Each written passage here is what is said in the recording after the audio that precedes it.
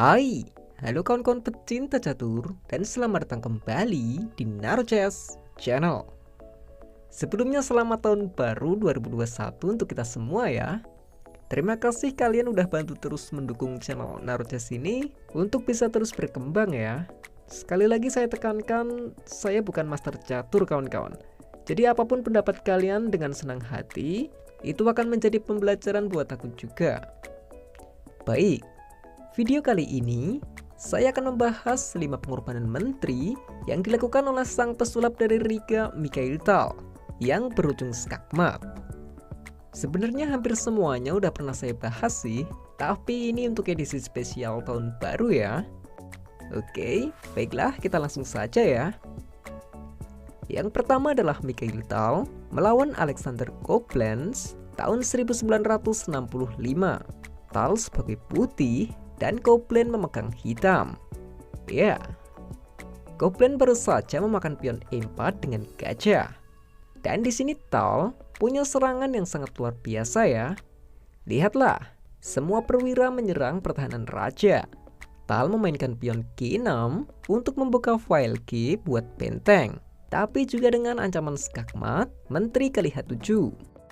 Ya, jika menteri A1 skak, raja ke D2. Sangat simpel. Koblenz memakan pion dengan gajah sekaligus menyerang menteri. Dan di sini apakah kalian tahu yang dimainkan Mikhail Tal? Menteri kali pion H7 skak mengorbankan menterinya. Gajah harus memakan menteri.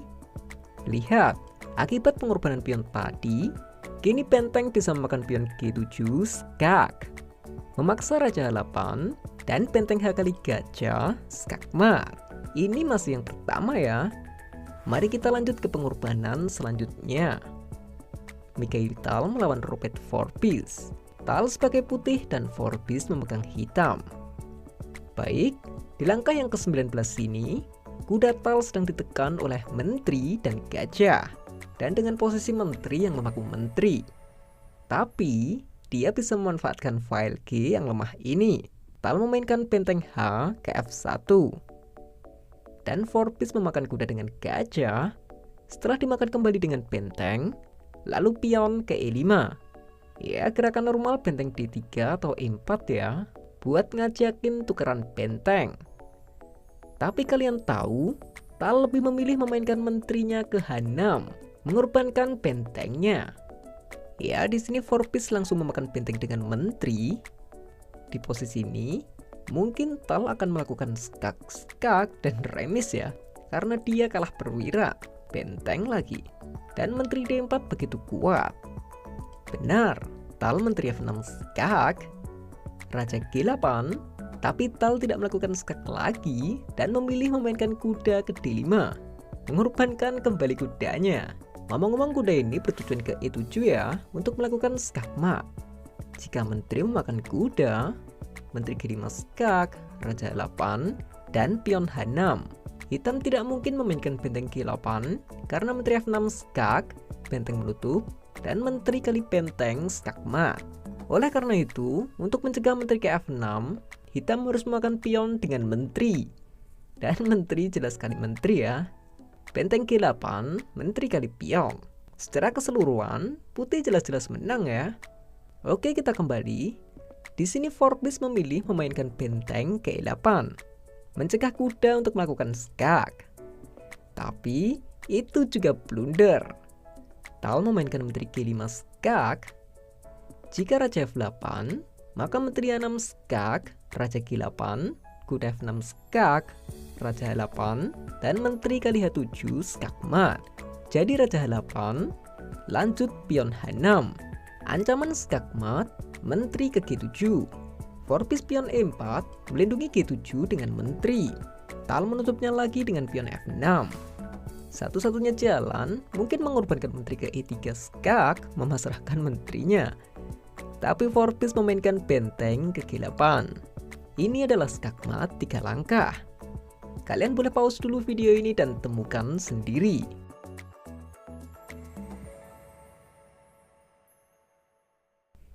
Oke, Tal memainkan menterinya ke G7 skak. Gerakan ini harus dijawab dengan benteng memakan menteri. Tal memakannya lagi dengan pion hanya skak. Pion F6 sangat kuat kawan-kawan. Raja G8 dan kuda E7 skak mat. Kita lanjut lagi ya.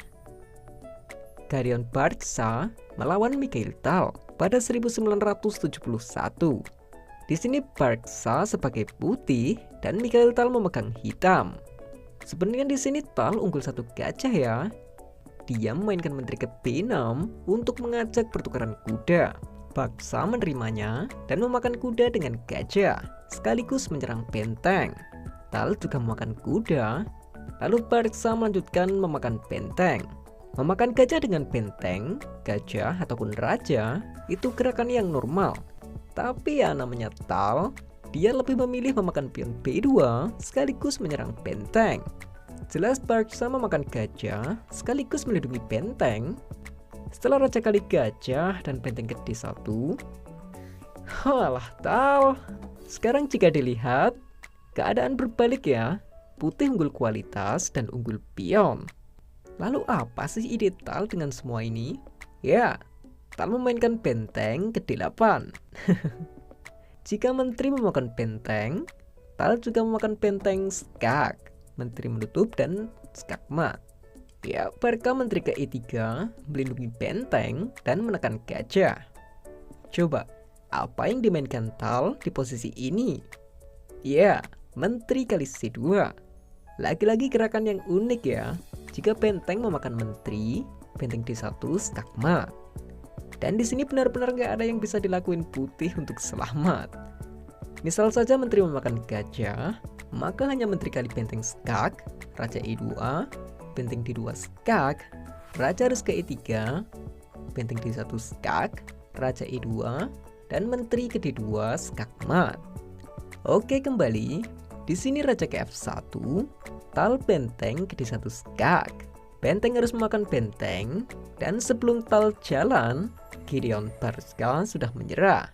Karena jelas jika dilanjutkan, menteri kali benteng skak, menteri menutup, benteng D3 skak, menteri menutup, dan menteri kali menteri skak mat.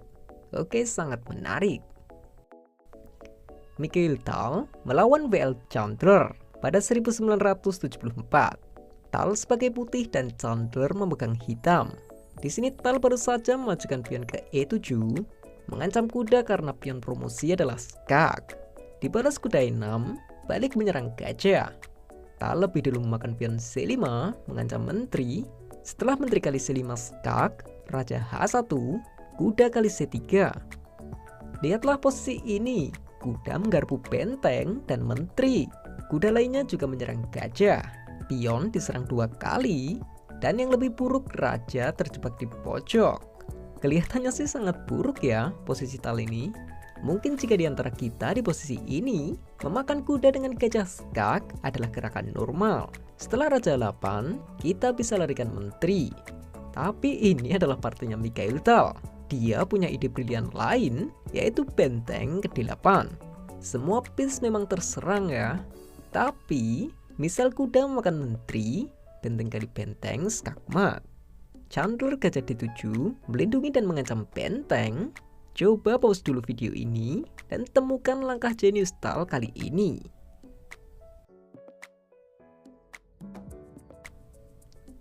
Sudah, Tal mengorbankan menterinya ke E5. Wow, dia ingin menyingkirkan menteri yang begitu kuat mengontrol petak F8. Chandler tidak bisa berbuat banyak ya. Karena misal jika benteng kali benteng, salah satu idenya mungkin gajah kali kuda skak, gajah kali gajah, menteri kali gajah skak, raja H8, pion kali benteng promosi menteri, benteng kali menteri, dan gajah kali benteng. Gajah E7 dan benteng F8 di giliran selanjutnya. Sangat-sangat cantik. Tapi oke, kita kembali. Di sini Chandler memakan menteri dengan menteri. Sayang sekali. Tal benteng F8 skak, dan di sini Chandler menyerah. Ya, kuda terpaku gajah, benteng harus memakan benteng, dan pion promosi benteng skak mat. Benar-benar jenius. Mikhail Tal melawan Boris Gulko. Oke, ini yang terakhir ya. Tal baru saja memainkan benteng hanya ke G1. Dibalas pion F6 menyerang menteri, Tal gajah H5 skak terlebih dahulu. Setelah raja ke F8, kali ini coba tebak deh, di mana Tal mengorbankan menterinya. Ya, menteri di situ aja sih. Tapi Tal memakan pion G7 dengan benteng. Pilih dah tuh, mau benteng atau menteri. Tapi jika raja memakan benteng, maka benteng G1 skak, raja F8, dan menteri ke G3. Jelas putih akan menang ya. Lihatlah gajah yang begitu kuat mengunci raja. Dan jangan lupa kuda D5 juga menjaga petak E7 pelarian raja. Dan yang paling serius adalah ancaman menteri G7 skakmat. Oke, kita kembali. Tapi saya hanya katakan itu lebih baik. Dan sayangnya Boris Kulko memakan menteri dengan pion. Dan sekarang jelas benteng F7 skak. Jika raja ke G8, kuda kali gajah skak, menteri harus memakan kuda, benteng G1 skak, gajah menutup, makan skak, menteri menutup, skakmat. Oke, jadi di sini raja ke E8. Masih ingat taktik windmill? Ya, benteng kali gajah skak. Di sini menteri tidak bisa memakan benteng ya, karena double skak. Ya, paksa raja F8. Sayangnya Mikhail Tal bukan tipe pengoleksi perwira ya. Jadi benteng F1 skak, raja G8. Ya, lihatlah sendiri ya. Sebenarnya kuda F6 skak, raja F8, dan benteng F7 skakmat. Tapi Tal benteng F ke F7 terlebih dahulu. Dan Boris Kulko menyerah. Jelas sekali ancamannya kuda F6 skakmat. Hanya satu cara, yaitu menteri ke D6. Apakah gerakan ini benar-benar menghentikan? Tidak juga sih. Kuda akan tetap ke F6 skak, menteri makan, dan benteng bisa ke E8 skakmat. Oke, itulah 5 pengorbanan menteri Mikhail Tal yang berujung skakmat setelah diterima. Yang perlu diingat adalah Mikhail Tal kan GM dunia ya. Jika kalian terinspirasi ya saya ikut seneng.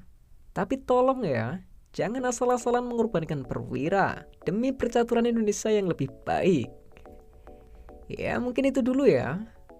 Dan oke lah kawan-kawan, sekian dulu video kali ini. Jika kalian suka video-video catur seperti ini, silahkan klik like dan juga subscribe channel NaruChess ini agar saya bisa lebih bersemangat lagi dalam membuat video-video catur selanjutnya. Dan adanya salah kata, saya mohon maaf. Salam chess lovers, terima kasih.